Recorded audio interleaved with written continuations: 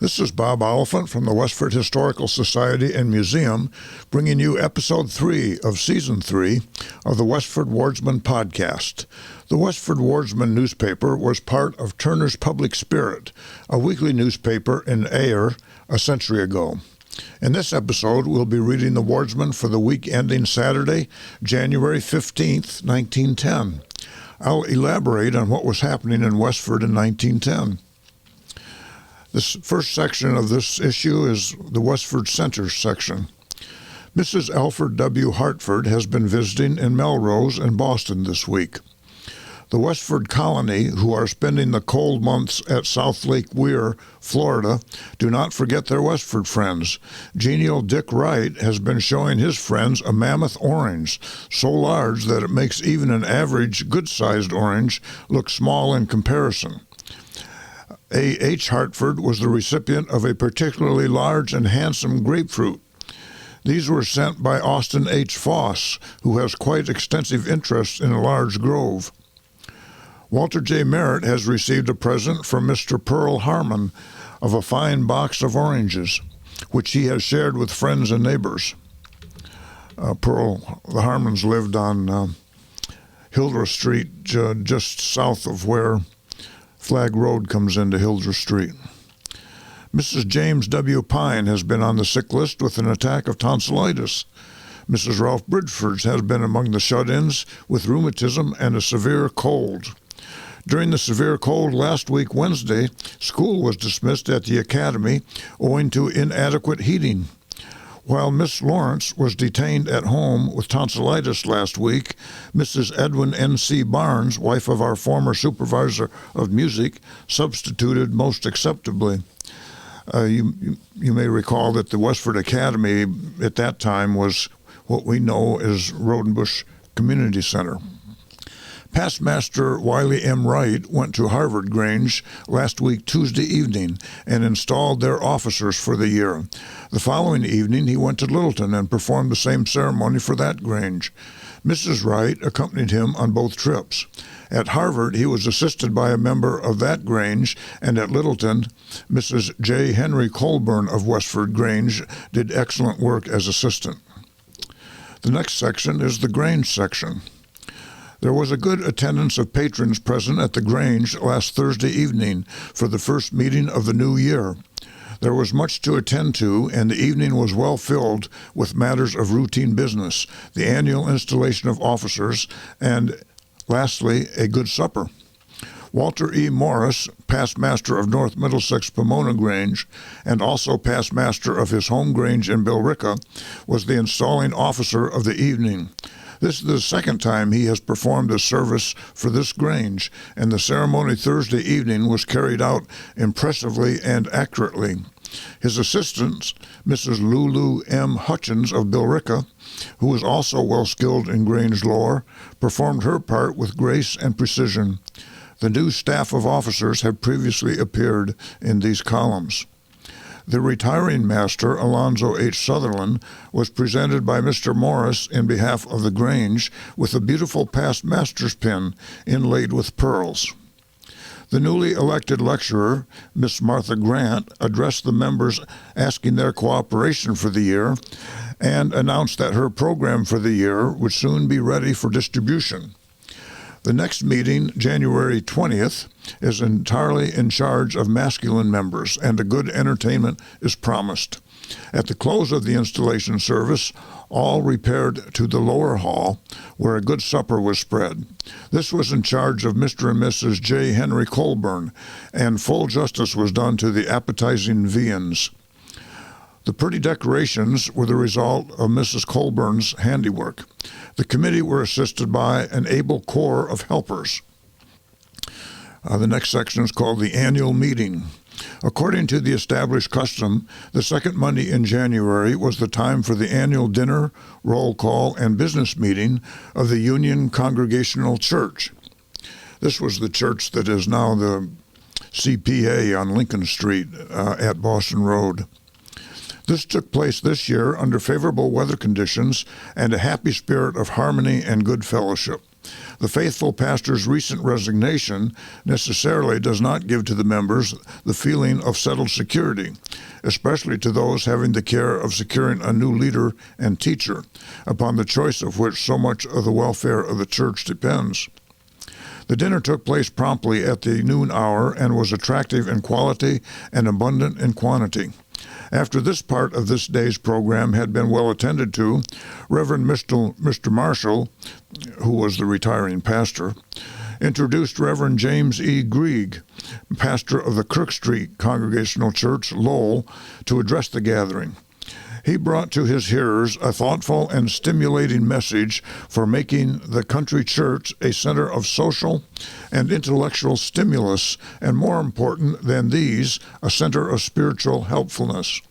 After the speaker had finished, the clerk called the roll, which was responded to by the members with remarks, quotations, and verses of Scripture, as well as responses from absent members. Some of these absent members manifested their loyalty most substantially with contributions of money toward the expenses of the church. At 2 o'clock promptly, the business meeting was called to order downstairs and was well attended. Mr. Marshall presided, and there were reports given by the clerk, deacons, pastor, auditor, treasurer, collector, trustees, president of YPSCA, that's the Young People's Society for Christian Endeavor, I believe, superintendent of Sunday School, secretary of Ladies Missionary Society, and historian. The financial statement for the church was good, showing all bills paid and a balance in the treasury.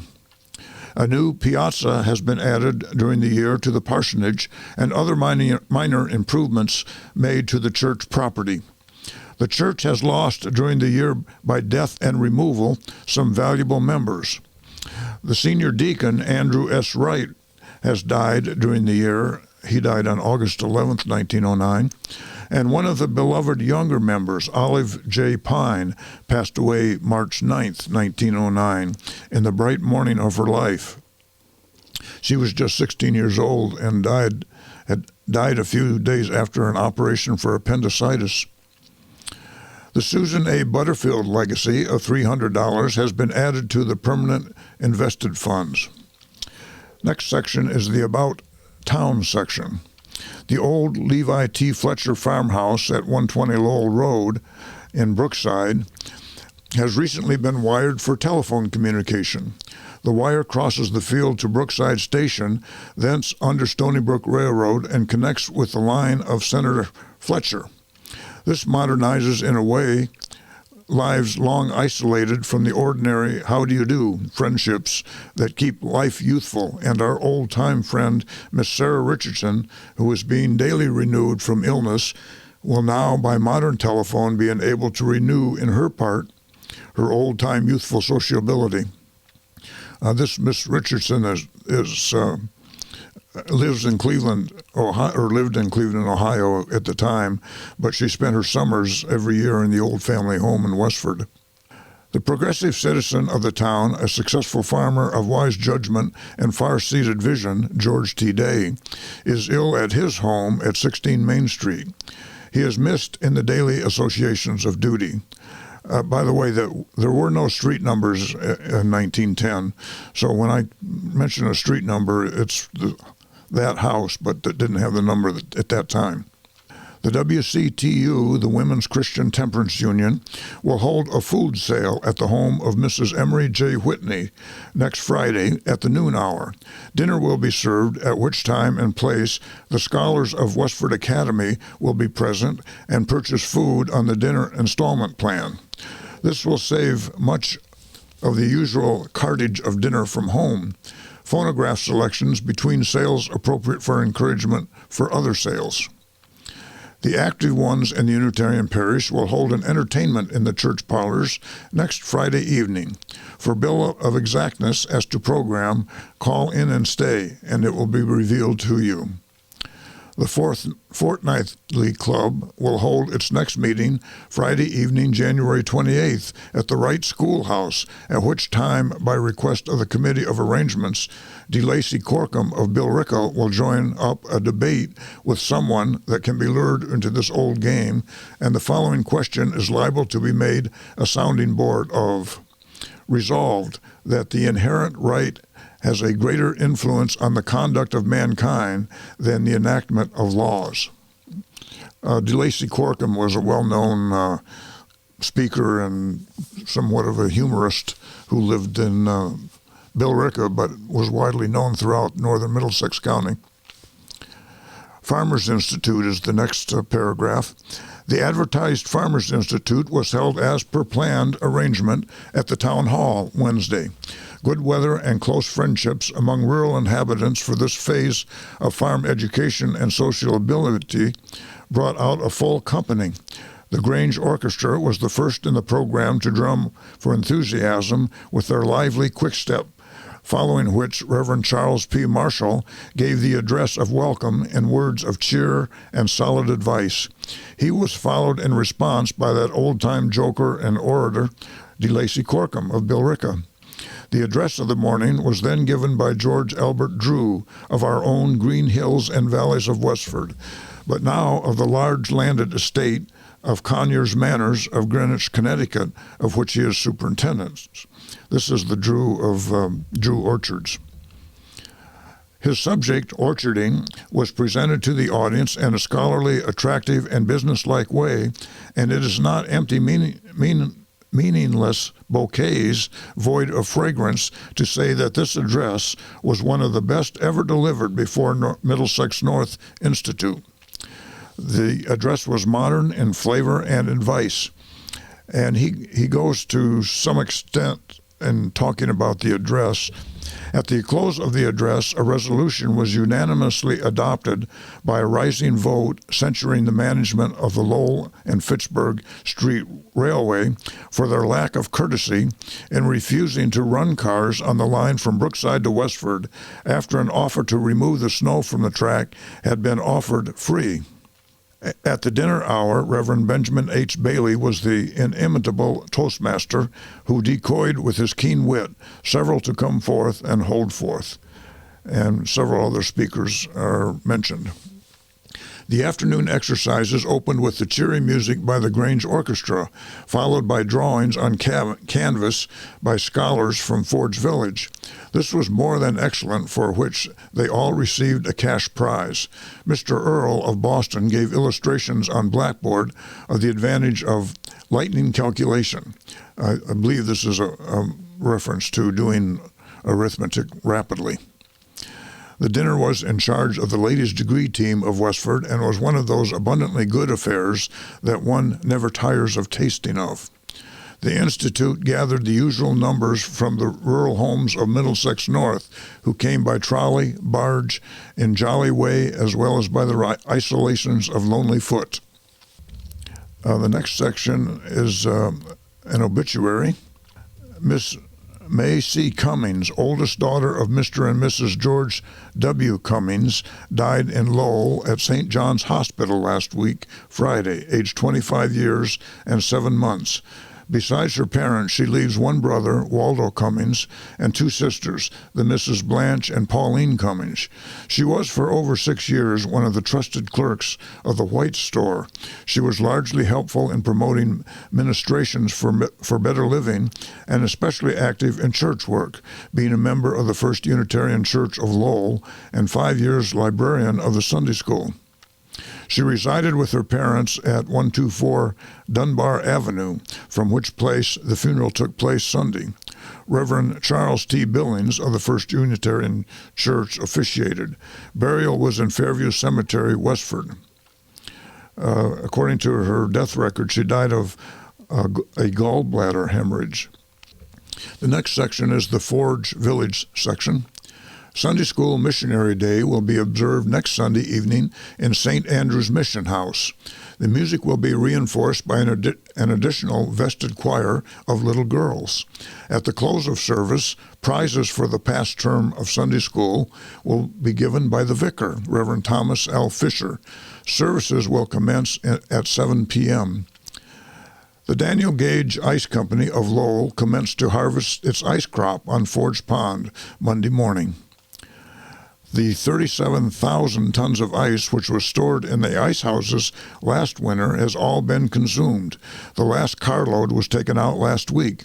It will take about 2 weeks to refill the ice houses with good weather and no accidents. Joseph McDonald and Mrs. Josephine McCarthy, widow of the late Joseph McCarthy, were united in marriage Tuesday morning at the parochial residence in North Chelmsford by Reverend Edmund T. Schofield. A wedding reception was held at the home of the bride on Forge Hill, only the relatives and most intimate friends attending. The couple left later in the evening on a brief wedding tour. The little daughter of Mr. and Mrs. John Daly, it's spelled D-A-L-Y here, who was born on December 30th, 1909, was christened Marguerite in St. Catherine's Church Sunday morning. Miss Catherine May and Thomas May were the sponsors. Eugene Cote underwent an operation for appendicitis at the Lowell General Hospital recently. The next section is called News from California. Miss Grace Lawrence, who is spending the winter in Los Angeles, California, writes very interesting letters to friends here who will be pleased to hear news of her. The severe rainstorm there December 30th did a great amount of damage all about, causing washouts on the steam and electric railroads, carrying away bridges, and bringing soil and debris from the mountains down onto the farms and gardens of the valleys. Farmers and ranchmen are just now plowing and planting for their early crops, but in many gardens, vegetables are already up. Enclosed in the letter was a beautiful red rose which she had picked in her garden. Miss Lawrence was for many years the beloved teacher in the village. Excellent skating is to be found on Forge Pond. James Henry and party of friends from Lowell, and Mrs. LaPlante and her and party also from Lowell, enjoyed a fishing trip to Forge Pond Wednesday and returned well repaid for their trouble. A small chimney fire at the house of Hyacinth Leduc in this village caused considerable excitement on last Monday morning, but the flames were soon extinguished with very little damage. Mr. and Mrs. James Donovan of Lowell have been recent visitors in this village. Excellent skating and coasting has been enjoyed by the young people in this village this week, and large crowds are out nightly to take advantage of this popular pastime. The Ladies' Aid Society of the M.E. Church met with Mrs. C.W. Robinson on Thursday afternoon. The next section is called Horse Trot. There was a very large crowd present at Forge Village Pond on last Sunday afternoon to witness the trials of speed between the fast-stepping horses in this vicinity. The ice was in prime condition for just such sport, and the lovers of horseflesh in this and surrounding towns were present to give every encouragement to their favorites. Many fast brushes is in quotes, were enjoyed between such horses as H.J. Healy's Bob, Austin Healy's London Belle, and Jack Healy's fast bay pacer called The Unknown. But the real contest and final of the various heats was between Victor Pigeon's Speedy Chestnut Gelding and Henry Harrington's Derby Lass. Pigeon appeared to have little difficulty in forging ahead of the other horses at the beginning of the matinee, and was quite a favorite until he brushed against the Derby Lass, and then he met his Waterloo and was forced to take the ice chips thrown by Harrington's horse 4 out of 5 heats. These were sulky races, where the drivers were sitting in sulkies, two-wheeled sulkies that were pulled by the horses across the ice. It was certainly a very pretty contest, but Harrington had had excellent control over his mare and managed to nose out a victory when it came to the finishing line. Pigeon's horse cut a quarter in the last heat, and this brought the trials to an end at an earlier hour than was expected, as none of the other speedsters ventured over the course after this accident. It is hoped that the Speedway will remain in good condition during the week, when some of the would-be trotters with fireside records will be brought out into the sunlight to show what they can do. In the meantime, the village sports are all talking horse. Mr. Pigeon appeared to be dissatisfied with the results of the trials on Sunday, claiming that he got a poor start in the trials and that the course is too short to enable his horse to do his best work.